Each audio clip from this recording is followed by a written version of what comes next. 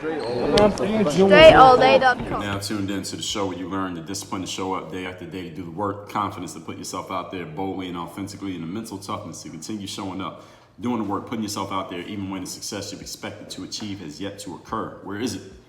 And on top of all this, you get a huge dose of personal initiative. That is the go-getter energy that moves all of us, including yourself, to go make things happen instead of wait for things to happen. Then we put all this together into a series of frameworks, approaches, mindsets, principles, disciplines, strategies. Wrote a whole bunch of books, and you're listening to the daily masterclass that is called Work on Your Game. My name is Dre Baldwin, also known as Dre All Day, and welcome to the show. And today's topic, truth is objective. Whatever the truth happens to be, it is objective. Now, before I get into explaining why this episode is going to be on this topic, let me tell everybody that I have a daily motivation text message that I want to send to you straight to your phone every single morning. As a matter of fact, if you text me soon enough, depending on when you're listening to this, you might get today's daily motivation. But if you miss it, you can get the next one and every day after that. Text me at this number, 305-384-6894. Once you send me a text and we confirm you, then you'll be getting that daily motivation every morning. And you can engage with me right there at that number, because I do respond to text messages. I do send texts also outside of just the daily motivation. I send other texts about other things. If you want to know about it, all you have to do is just join me over there by sending a text again to the number 305-384-6894. It's also listed down below in the show notes if you forgot it already. So this topic again is truth is objective. In episode number 1800, I talked about how objectivity became the new controversy, how you just being objective on a subject, meaning not leaning in one direction or another, maybe being neutral on a topic, not having a strong opinion on a subject. People started getting mad at you, and you became the controversial one simply because you were not expressing a strong opinion on a certain topic. That has happened. That's happened over the last couple of years. It's been a gradual change, but now it's starting to become very obvious. This is why I did episode 1800. And episode number 1808, I explained to you how to be an objective person. So if you haven't listened to those two episodes, I would suggest you do. They will go hand in hand with what you're about to hear today. Because today we're going to drill down into this thing of truth being objective. First of all, let's get a definition of what truth means. It is the state of being the case, being that which is the case, rather than what is manifest or assumed. So truth is it's self-evident. It's something that stands on its own. It doesn't really have to be explained. You can explain it if you want to, but it doesn't have to be explained because it's self-evident. Something that's self-evident you don't need to give evidence to support it because it's evident on its own. That's the very definition of what being truth means. So let's talk about why truth is objective and how you need to get better and make sure that you're good at, if you're already better at it, make sure that you remain good at discerning what is truth in a situation. It doesn't mean you can't have an opinion. It doesn't mean you can't be partial to one side or another of a situation. However, as long as you know what the truth is, at least you know what you're doing when you're doing it. Now, a lot of times people don't know what they're doing, and they become almost immune to truth because they're so caught up in their opinion or their belief or the side that they feel like they need to support. So let's talk about it. Point number one, topic again, truth is objective. Truth. Good ideas, accurate information. You know something that all of them have in common? They have no religion, no race, no political affiliation, and no angle. Those three things that I mentioned again. Anything that is true, a good idea, or any information that is accurate. All right, they don't have angles. They don't have a religious affiliation. They're not in any political party. They don't have a color or race. They don't have a nationality, a gender preference, none of that. Which means the following. A wise person, that's you, doesn't care where a good idea or accurate information has come from. They don't care where it comes from because it stands on its own merits.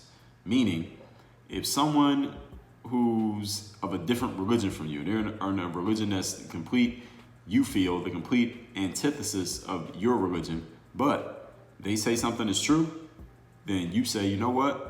I might not agree with this person's religious choices, but what they just said is 100% true. I got to support it. I got to pass that off. I got to say, you know what? That is correct. I got to confirm that.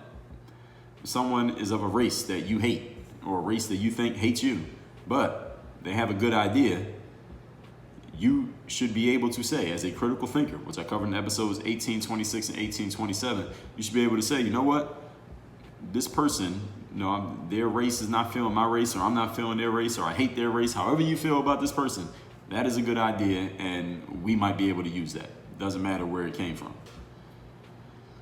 If someone is a member of a political party with which you are not a fan, you just hate their political party, you think anyone who agrees to that political party must be wrong, must be, insert your favorite negative label of choice, whatever you think makes them bad, but that person has some accurate information, you, as a critical thinker, will be able to say, look, I don't agree with that person's politics, but what they just said is correct. That is true, period. Don't add anything, no snark, no backhanded compliments, just that's true. Truth, good ideas, and accurate information are objective, all right? They are impartial. Doesn't matter from where they came, doesn't matter who said it, doesn't matter who you supplied it, doesn't matter where you got it from. If it's true, if it's a good idea, or it's accurate information, a critical thinker can accept that, and it doesn't matter the source. So the question right now is, are you a critical thinker? Because a critical thinker accepts good material no matter where they got it from. Whereas non-critical thinkers, anytime they get anything that could be true, anything that might be a good idea, or anything that is probably accurate information, the first thing they think about is not one of those things, the objective thing. The first thing they think about is, well, who said it? So then I can decide how I'm going to respond to it. And if you look around enough in life right now, you find plenty of people who are doing this. Some of them are doing it on purpose. They know exactly what they're doing. And many of them don't know what they're doing. They are just devoid of critical thinking skills. So they're just they're making everything subjective. And I told you that subjective opinions started to matter a lot more than actual facts these days. That was covered in episode number 1407. Subjective opinions matter more than facts now, simply because the subjective opinion has become the thing that's driven discourse. As we talked about a couple days ago, I told you the biggest fallacies that are being put out there or got exposed through being put out there due to the COVID situation that's happened over the last couple of years. A wise person does not care from where a good idea or accurate information comes, because it stands on its own merits. Something that stands on its own merits, a wise person can look at and say, boom, that's perfect, let's go, let's roll with that. A foolish person, however, they weigh ideas and information based on the source of the idea or information more than the merit of the actual material. You see this also when people are disagreeing, that someone makes a point, that another person A makes a point, person B disagrees with the point. But instead of actually disagreeing with the point or bringing up something to combat the point, what person B does instead is they start attacking the character of person A or the personality of person A, or they bring up something from the history of person A to try to discredit that person instead of just addressing the actual point that they made. This is what foolish people do. Foolish people weigh ideas and information based on the source, and then they talk about the source rather than the actual idea or information. Whereas wise people weigh everything based on the value of the idea, the information, or the truth. It doesn't matter where it came from. If it happens to be good, no matter who supplied it, a good idea is still a good idea. All right, this is the very concept. What the foolish person does, basing everything on the source, this is where wokeness and identity politics fail. I told you in episode number 1819 why I am not woke. Where wokeness comes from is looking at the source of anything one comes across before they decide whether to accept it, to respect it, to give credit to it, or to trash it, to try to tear it down or detract from it. It's all based on the source. It's not based on if it actually can stand on its own merits. And this is why wokeness is a failing idea. Point number 2. Today's topic again is truth is objective. Number 2, this is where athletes, anyone who's involved in sports, listen to this. This is where we all have an advantage over everybody else, because in the sports world, truth is baked into the game. All right, we don't have a choice but to be objective when we play sports. Everything, you can't base things on your opinion in sports. Everything is based on this thing with lights on it. It's called the scoreboard.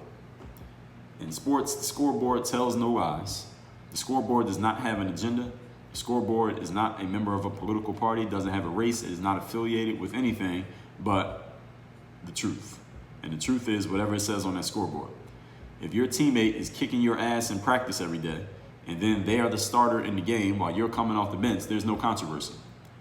If your team plays 10 games in a football season and you win 2 of those 10 and lose 8, and then another team wins 8 and they lose 2, and at the end of the year they get a trophy and you don't, all right, there's no complaining. All right, you can't claim racism, you can't claim sexism, you can't claim they hate you because of the neighborhood you're from. You can't say that there's favoritism. No, we look at the records, we look at the scoreboard of the win-loss record, and it's clear who was the better team. That's the good thing about sports, is that there's an objective scoreboard that everyone adheres to and everyone agrees about, and it tells no lies. It has no affiliation. It's completely impartial to your feelings, impartial to where you come from, impartial to your race, your political affiliation, your gender, the sexual orientation. It just tells you the truth of what the deal is. That's what it is. When your coach, athlete, calls you out for missing an assignment during the game, and maybe you're embarrassed because you got called out in front of everybody, but the thing that you messed up on is on video and everybody can see that you messed up and it's clear, there's no back and forth about it. You can't say the coach is hating on you. You can't say the coach is playing favorites. You can't say that they got it wrong. It's right there, clear. The eye in the sky don't lie. That's what we say in sports. The eye in the sky is always telling the truth. The eye in the sky being the camera, by the way. We learn to respect truth as athletes, no matter where it comes from, because it's just part of the game. And I took that mentality to what I do now. And if you've been listening to the show for any amount of time, you probably know that. You know, it's a funny thing that happened recently, maybe about a week ago. I was looking through some comments I got on videos on YouTube. Now, being I got like 8,000 videos, sometimes I get comments on videos that came out like years ago. So I had put this video out a couple years ago where I was talking about the NBA's G League tryouts. Now, the G League is the minor league of the NBA, and probably about 10 or so years ago, they started doing these open tryouts, which is basically an opportunity for any Joe Schmo off the street to quote unquote try out for the NBA. Now, you're not trying out for the Knicks or the Lakers, but you would try out for the G League team, the minor league team. They would have these tryouts in local cities or wherever, and you could pay maybe $150 to come to this tryout. And I went to a couple of these tryouts in my playing days. And what I realized through my experience there is that these tryouts are really nothing but a cash grab for the G League. They charge $150 for these tryouts, and when you go to these things, there will be 100 to 200 players at these tryouts. So these teams are taking home a couple tens of thousands of dollars from these tryouts. And after all that, having that tryout, which is allegedly a basketball player's chance to make the NBA, those teams are not seriously considering picking up anybody from one of those open tryouts.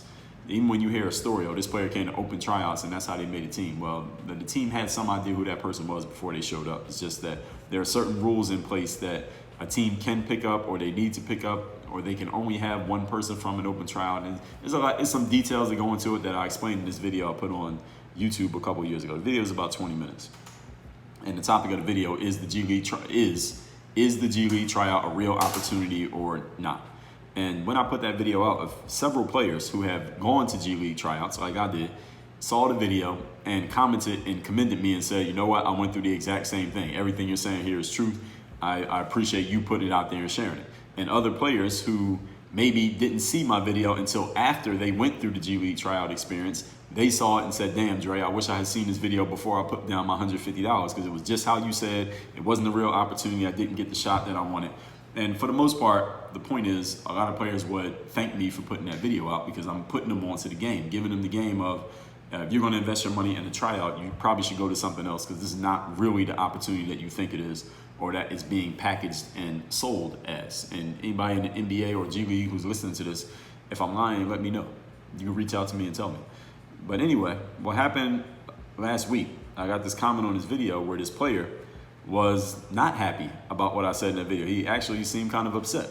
And he said, well, instead of telling people that this is not really an opportunity, what you could say is that, yeah, it's an opportunity, but maybe it's just not a perfect opportunity, or maybe the chances are kind of low, and well, you're wrong, you're kind of discouraging people, you're not giving people encouragement for why they can make it, and try to offer some type of insult. I don't remember exactly what the person said, but the point was, of everything that I'm saying here, the reason I'm bringing this up is that this person who I would expect to be happy and thankful that I was giving them the game was actually upset that I told them what I told them. So I suspect, I don't know who this person is or was, but I suspect that maybe they already invested some money in a G League tryout and got burned, and now they're upset because they realize that they got burned, and now somebody is giving them the game, and they're like, damn, well, they're holding out hope, Or maybe they're thinking about going to a G League tryout this year and they think that's their only chance, so that's the only thing they're willing to invest in, because the G League tryout is actually cheaper than any other kind of exposure event you could go to. It's the cheapest one on the market. There's a reason why it's the cheapest one on the market. Usually when things are cheap, there's a reason. All right, that's the reason why. And when things cost more, there's a reason. And I think maybe this player just is experiencing confirmation bias, or the sunk cost fallacy, that since they're already invested in this, then now they have to defend it. But the whole point is, if you're giving people objective truth, especially in sports, usually we can see it, especially as athletes. We're used to seeing this and we're used to hearing it. And the athletes who are successful in their sports, we get used to taking objective reality. We get used to taking objective feedback no matter where it comes from, because for the most part, the eye in the sky, as I said, it tells the truth of what a situation is. Point number 3. Today's topic, once again, is truth is objective. Number 3, truth accepts challenges. And this is the point that I'm making here. So this person who left this comment on my YouTube video about the G League tryout, if they offered some legit challenges to what I was saying, which they didn't, but if they had, I'd be willing to engage with this person and see what they say. I tell you all the time here, I give out my text number, because if I say something here on this show that you have a logical, sensible response to challenge anything that I said, go ahead and offer it to me. Tell me what it is. I want to hear it, because the things that I'm saying are based in, as objective as a human can be, objective observation of things. I'm not going to say everything I say is quote unquote true, because hey, maybe you see things differently. So truth can be flexible. It can be kind of subjective based on certain people, the way they're looking at things. But I try to look at things as objectively as possible. And even if I'm offering you an opinion, I'll tell you it's an opinion. I explain to you where I got my opinion. I'll tell you where I'm drawing it from. So if you have a challenge with something that I'm offering, again, tell me what it is, because I accept challenges. Truth accepts challenges.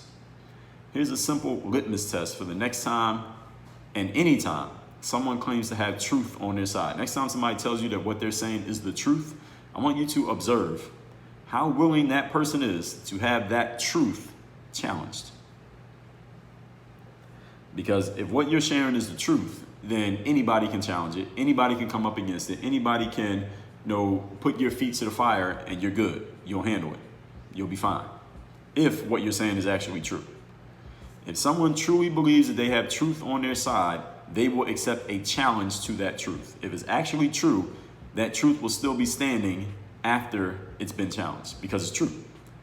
See, a key point is truth is all pieces of a situation. It's not just hand-picked pieces that fit a narrative. For example, when I did the series on anti-racism, it was episodes number 1788 through 1791. One of the biggest challenges of Mr. Kendi's whole philosophy here, which he made into a book, is that he doesn't allow his philosophy to be challenged. There are plenty of people who have offered to challenge him publicly and debate him on the points in his books and the points that his philosophies are built around, but he doesn't respond to any of them. He won't go and do it. He won't appear on any media in which he knows he's going to be challenged, which tells me that he probably understands that the things that he is writing and the things that he's basing his career upon are not based in truth. So he only stays in the environments in which he is being accepted. He won't go anywhere where he might be challenged, because if he gets challenged, then it might expose the bullshit that his philosophies are built upon. I talked about this again, episodes 1788 through 1791. When what you are saying is based in truth, you will accept the challenge. Go ahead, give me a logical challenge to something that I said. Logically challenge any point that I made, and I'll exchange it with you. If you believe it's based in truth, you're willing to do that. See, truth is like math. All right, you come to the same conclusion no matter what. As long as you understand what all the symbols mean and all the equations, how they work. All right, it's like math. You're going to come to the same conclusion no matter how you approach it. There's a TV show called The Office that maybe many of you have seen. It's a very popular show. And the head manager of The Office was a show based on these people working in an actual office, and they sold paper in bulk. They were like paper salespeople. So the main manager, the head manager of The Office, is a guy named Michael Scott. And at one point, Michael has a falling out with the main head company that he works for. It's called Dunder Mifflin. So Michael quits the company and he starts his own paper company. So he starts the Michael Scott Paper Company to compete against Dunder Mifflin. They're going to put Dunder Mifflin out of business. because he's upset with his former employer. And he has a couple of employees who decide to come with him to come work at the Michael Scott Paper Company. So Michael Scott's strategy for beating out his former company is that he's just going to undercut them on price. So he's just going to offer lower prices than his parent company did, and he's just beating them on price. So he's beating them on price. The problem is he's not making any profits because his prices are too low. So at one point, Michael is sitting in his accountant's office, and he asks the accountant, well, how are we doing with business? And the accountant says, well, you're running out of money. Your company is about to go broke. And Michael Scott says, well, that's impossible. It's impossible for us to be going broke. And the accountant says, well, no, it's not impossible because your prices are so low that even though you have all these customers, because that's what Michael said, we got all these customers, how can we be going broke? He said, yeah, even though you have customers, every time you make a sale, you're actually losing money because your prices are too low. So you're actually about to go broke. You're not far from being insolvent. And Michael Scott, and this show is like a comedy, so Michael Scott says, well, that's not possible. Why don't you crunch the numbers again? Because he's talking to his accountant. And his accountant says, well, the numbers that I'm looking at the numbers right here. This is a spreadsheet. The spreadsheet updates automatically when we put the numbers in. And Michael just interrupts him and says, crunch the numbers again. Crunch them again. And the accountant, he pauses for a second, then he looks at his computer, he hits the space bar, and he says, crunch. And he says, yeah, I crunched the numbers again. You're still going broke. And the point is, when you have objective truth on your side, there's no different angles from which to look at something. All right, objective truth is just objective truth, and it stands on its own no matter what angle from which you approach it. All this said, let's recap today's class, which is truth is objective. See episodes 1800 and 1808 where I talked about objectivity. We're drilling down into this definition of truth, the state of being the case or being that which is the case rather than what is manifest or assumed. Number one, truth, good ideas, and accurate information does not have a religion, race, political affiliation, angle, or gender preference. Which means a wise person doesn't care where a good idea or accurate information comes from. Only foolish people judge accurate information or good ideas based on who said it rather than the actual substance. Point number two, this is where athletes theoretically have an advantage over others because in sports, truth is baked into the game. The scoreboard is the truth. It is the main truth teller. The camera is a truth teller. Video does not lie. And as athletes, we all have a scoreboard and there's always video that we can look at so we can see the objective truth of what's going on. Athletes who fail to make it or fail to last mentally, their mental toughness fails them in playing sports, often is because the objective truth of that scoreboard or that camera is telling them something that they just don't want to accept. Point number three, truth accept challenges. When you have the truth on your side, you accept the challenge. You will be challenged. You don't mind if someone has a question about something that you're sharing because you know it's backed up by truth and that the cream is going to rise in the end. This is the way it works when you have truth. And truth is all pieces of a situation, not just hand-picked pieces that work to fit your narrative. Is like math. When you're going to come to the same conclusion no matter how many times you crunch the numbers, like the accountant told Michael Scott, the Michael Scott Paper Company, all right, your company's going broke. We can crunch the numbers, but the numbers still look exactly the same. You're not making enough money. Send me a text. You want to get my daily motivation text. I send it out every day straight from my line. My number is 305-384-6894. Just text me there. You want to get the daily motivation.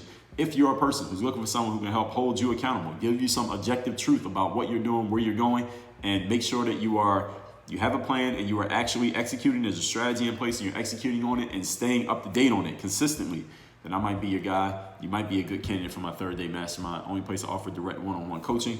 The link to set up a call with me is down below in the description. Is workonyourgameuniversity.com, or you can just send me a text. Work on your game. Dre, all